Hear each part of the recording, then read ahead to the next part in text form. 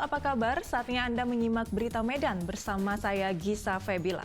Sejumlah berita menarik akan kami sajikan untuk Anda dan berikut 3 berita utama hari ini.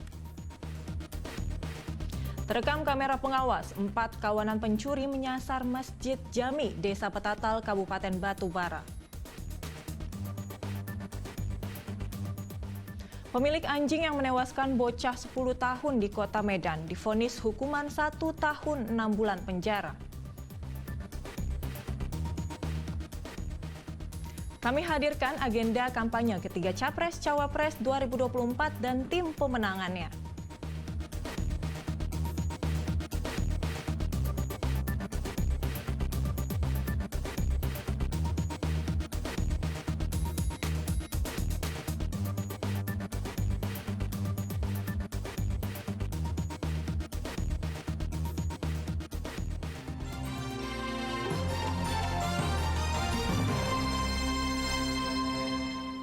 Empat kawanan pencuri menyasar Masjid Jami, Desa Petatal, Kabupaten Batubara. Para pelaku menggondol uang dalam kotak amal.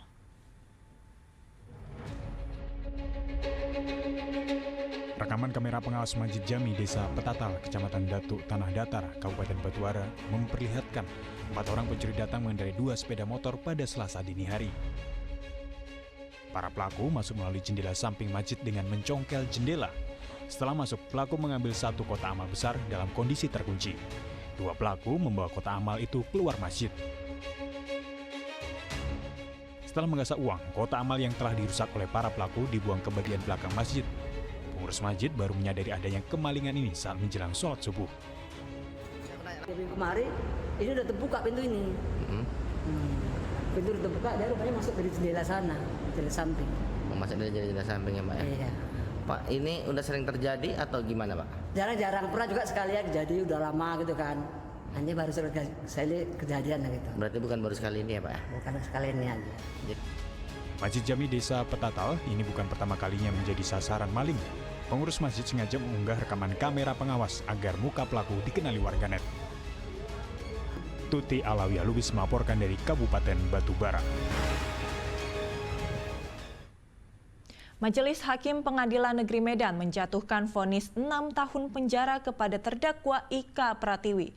Terdakwa terbukti melakukan tindak pidana perdagangan orang terhadap anak di bawah umur.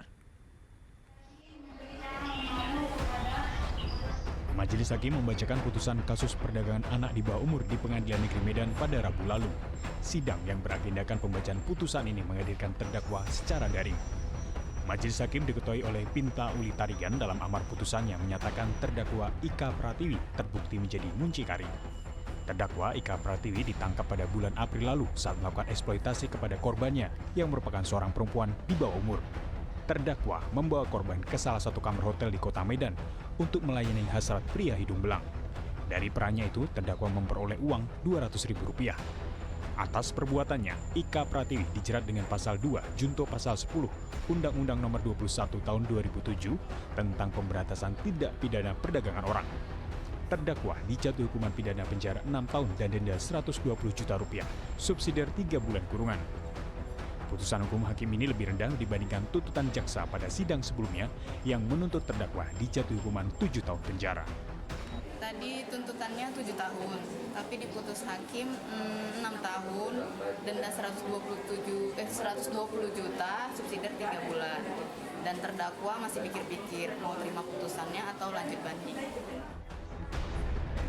Terungkapnya terdakwa Ika Pratiwi sebagai muncikari berawal dari kecurigaan ayah korban yang menyaksikan aktivitas anaknya. Sang ayah kemudian memeriksa percakapan pesan daring antara korban dengan terdakwa, kemudian melaporkan kasus ini ke polisi. Tuti Alawiyah Lubis melaporkan dari Kota Medan. Bebas dari rabies, namun pemilik anjing yang menewaskan bocah 10 tahun, Muhammad Reza Aulia di Kota Medan pada Juni 2021 lalu, tetap divonis bersalah oleh Majelis Hakim Pengadilan Negeri Medan. Hakim menyatakan terdakwa telah terbukti melakukan kelalaian yang menyebabkan korban meninggal.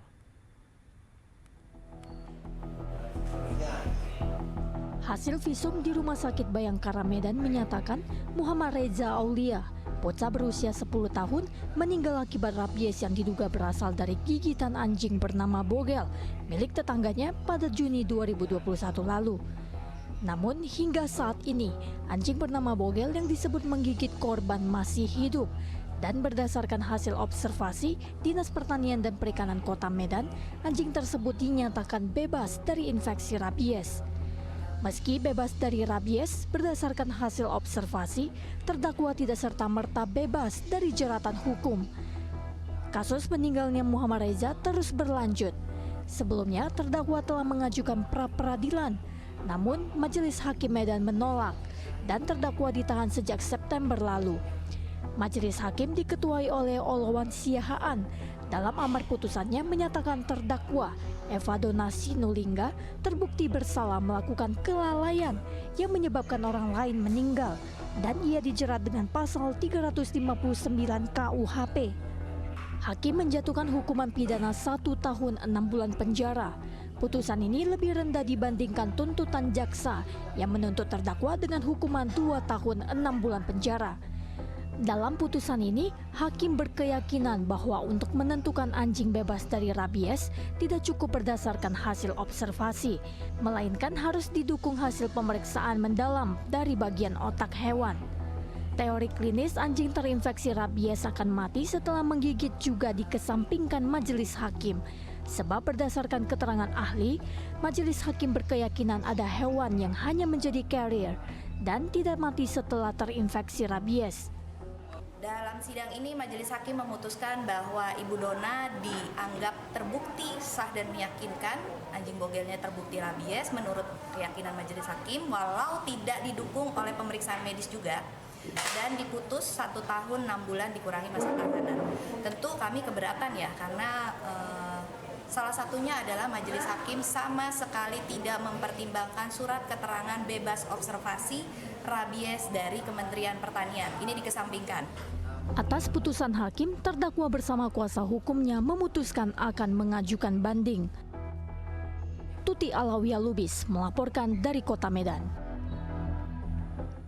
Kita beralih ke informasi selanjutnya. Guna menjaga ketahanan pangan, pemerintah Desa Sukamandi Hilir, Kecamatan Pagar Merbau, Kabupaten Deli Serdang mengalokasikan dana desa untuk budidaya kambing kepada beberapa kelompok tani di desa tersebut.